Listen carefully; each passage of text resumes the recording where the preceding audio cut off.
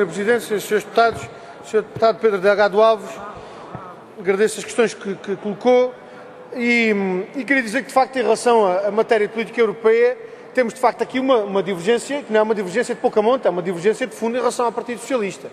Porque da parte do PCP, nós fazemos uma opção clara e definimos um objetivo do qual não prescindimos, que é garantir ao nosso país todas as condições de desenvolvimento, quer do ponto de vista económico, quer do ponto de vista social, também do ponto de vista político, do ponto de vista cultural. Não abdicamos da nossa soberania, não abdicamos das condições que permitam o nosso desenvolvimento. E a avaliação que fazemos da integração de Portugal na então CEE, hoje União Europeia, é profundamente prejudicial para o nosso país. É de que ela constitui uma grave lesão dos interesses nacionais, em particular das possibilidades de desenvolvimento e, sobretudo, do ponto de vista do desenvolvimento económico. A nossa integração de Portugal na Comunidade Económica Europeia, hoje União Europeia, significou a destruição do nosso aparelho produtivo, a criação de déficits estruturais e de uma situação de dependência externa do nosso país, gravíssima e pela qual hoje estamos a pagar uma fatura muitíssimo significativa. E aquilo que nós dizemos é que há um aspecto que se projeta para o futuro com uma grande urgência, que é a necessidade de termos em Portugal um governo que faça o confronto do interesse nacional com as políticas europeias. Porque até hoje nunca em Portugal tivemos um governo que fosse capaz de confrontar a União Europeia com aquilo que fosse um caminho próprio de desenvolvimento e de defesa do desenvolvimento do nosso país. E esse caminho é preciso ser feito. É preciso termos em Portugal um governo que faça esse confronto com a União Europeia e que diga que, se em matéria de política agrícola comum, se em matéria de política de pescas, se em matéria de política económica, se há definições de políticas internacionais europeias que colidam com o nosso interesse, que colidam com o desenvolvimento do país, nós temos que afirmar a nossa soberania, a capacidade de sermos nós a escolhermos o nosso caminho de desenvolvimento e não de aceitarmos resignadamente o caminho que outros nos impõem. E a verdade, Sr. Deputado, é que quando nós olhamos hoje para quem manda na União Europeia, nós percebemos que esta União Europeia não é uma construção ao serviço dos povos, não é uma construção ao serviço do desenvolvimento do nosso país. E por isso nós dizemos que esta União Europeia não é reformável, porque esta União Europeia é uma construção política ao serviço dos interesses do capital. E é por isso que nós temos que afirmar com muita clareza o direito inalienável do povo português a decidir do seu caminho, a decidir de um caminho de desenvolvimento que sirva a todos os portugueses e que não sirva o capital, que sirva aos interesses do desenvolvimento económico e do desenvolvimento social, da melhoria das condições de vida do nosso país, da capacidade de não dependermos de outros, de não estarmos sucessivamente, como temos vindo a estar nos últimos anos, dependentes, e termino, Sra. Presidente, dependentes daquilo que são as imposições que outros querem colocar ao nosso país. E dessa opção, Sr. Deputado, dessa opção de defesa da nossa soberania, o PCP não abdica. Sr. Presidente, Srs. Deputados, Sr. Deputado Cílio Honor, agradeço-lhe também as saudações que nos dirigiu. De facto, as questões relacionadas com a política alternativa de que o país precisa são, de facto, matéria central e foram matéria central da discussão que tivemos a oportunidade de fazer no nosso Congresso. E o PCP registra, de facto, a importância dessa discussão, das soluções alternativas à política que é hoje executada por este Governo, mas que nos seus traços essenciais corresponde à política que nos últimos 36 anos temos tido no país.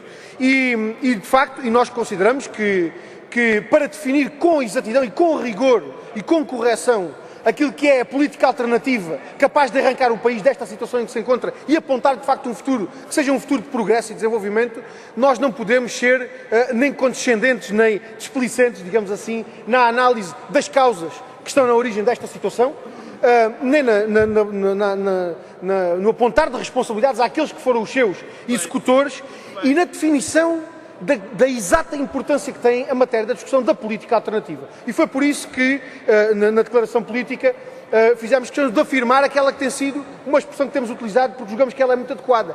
Antes de dizermos com quem se constrói o governo, temos que dizer para quê e para quem se governa. E é na base dessa discussão e, sobretudo, da identificação dessa prioridade de definição da política alternativa que nós temos feito o esforço, sobretudo, de caracterização e de clarificação daquilo que o PCP entende que devem ser as bases da construção de uma política alternativa. É óbvio que, no quadro que hoje vivemos, sem rejeição do pacto da Troika e sem a derrota deste Governo e da política de direita, não há possibilidade de construir soluções duradouras e de progresso e, sobretudo, a possibilidade de construir alternativas políticas a este governo. Não há possibilidade de construir alternativas políticas a este governo que sejam verdadeiras alternativas sem a assunção de um conjunto de objetivos imediatos, entre os quais se inscreve, obviamente, a necessidade de rejeição do pacto de agressão da Troika e da política de direita. Agora é preciso ir mais longe e é preciso ir mais fundo na definição daquilo que é a política alternativa que se propõe para o país. E o PCP fez, de facto, esse esforço de clarificação e de definição das bases da política alternativa que aqui apresentámos também nesta declaração política e que certamente já hoje são sentidas de forma muito evidente e assumidas até por muitos milhares de portugueses que todos os dias nos seus locais de trabalho, nos seus locais de residência, já vão assumindo essa política alternativa e por ela vão lutando. Muito obrigado, Sr. Presidente, Srs. Deputados, Sr. Deputado Luís Apolónia. Obviamente que queria agradecer também as referências que deixou à realização do 19º Congresso do PCP e respondendo às suas questões, começando pela indisponibilidade das várias maiorias parlamentares dos três partidos que têm passado pelo Governo para auscultar o povo português sobre a integração europeia. Eu julgo que a resposta a essa matéria é óbvia e, aliás, da parte do PCP nós temos-la dado frequentemente. Sendo este processo de integração europeia um processo que não corresponde aos interesses dos povos e, em particular, aos interesses do povo português, é óbvio que os vários governos evitaram consultar o povo português, não fosse o povo português traduzir num referendo essa desconformidade que existe entre o processo de integração europeia e os interesses dos povos. Aliás, não fosse o povo português fazer aquilo que outros povos, nomeadamente o irlandês, fez, e o francês, a quando dos referendos em que se pronunciaram contra alguns dos processos de integração, algumas das fases desse processo de integração europeia, não fosse o povo português fazer o mesmo, os governos portugueses limitaram-se a impor aos portugueses um determinado caminho que hoje se revela profundamente negativo, profundamente prejudicial e, sobretudo, prejudicial e negativo da perspectiva dos interesses dos trabalhadores e do povo português. Da nossa parte, nós continuamos a dizer que não prescindimos do direito inalienável do povo português definir do seu próprio caminho e da necessidade de participação do povo português na definição do processo de integração ou não de Portugal na União Europeia e de manutenção de Portugal na União Europeia. Esse direito é um direito que nós consideramos que é inalienável e que ninguém tem o direito de pôr em causa, e essa afirmação fizemos uma vez mais. Relativamente às questões que colocou a propósito do pacto de agressão da Troika e das suas várias capas ou das suas várias formas, é óbvio que, mesmo que sob outra capa e sob outra forma, o pacto de agressão da Troika não deixa de ser aquilo que é. O Pacto de Agressão da Troika é um programa que visa satisfazer os interesses do capital à custa do povo português, à custa dos trabalhadores, impondo a exploração dos trabalhadores, impondo o desvio de recursos do orçamento do Estado para os cofres da banca e para os buracos criados para a especulação financeira. E, portanto, mesmo sob outra capa ou sob outra forma, o Pacto de Agressão não deixa de ser aquilo que é, não deixa de ser um programa ao serviço do capital, contrário aos interesses do povo e aos interesses dos trabalhadores. E, obviamente, para responder à última pergunta que colocou, obviamente que o governo que executa este pacto é, como foi dito no Congresso do PCP, é um governo que, com legalidade para levar por diante as suas funções, é um governo que não tem legitimidade. E não tem legitimidade porque a política que executa não foi a política com que se comprometeu em eleições. A política que este governo está a levar por diante não foi a política com que se comprometeu com os portugueses, particularmente com os portugueses que, tendo votado no PSD e no CDS, hoje se revelam profundamente enganados, se manifestam profundamente indignados porque foram e estão a ser enganados e por isso também, já hoje, muitos portugueses engrossam as fileiras da luta contra este governo, contra o pacto de agressão da Troika e contra a política de direita. Senhores e Deputados, Sr. Deputado Emílio Guerreiro, agradeço também as referências que fez à realização do nosso Congresso. Sr. Deputado, para começar uma questão que colocou, a intervenção do Grupo Parlamentar do PCP procura, obviamente, na Assembleia da República, dar corpo também àquilo que é uma intervenção mais vasta e que, do ponto de vista da intervenção social e política, assume outros contornos fora da Assembleia da República, mas, sobretudo, na Assembleia da República procuramos dar voz àqueles que aqui a não têm, aos trabalhadores, aos desempregados, aos reformados, aos pequenos e médios empresários, aos pequenos e médios agricultores, a todos aqueles que hoje são duramente atingidos pela política de direita e de que os senhores falavam em altura de eleições, mas que depois de ter passado esse período, de quem se esqueceram de repente. E, Sr. Deputado,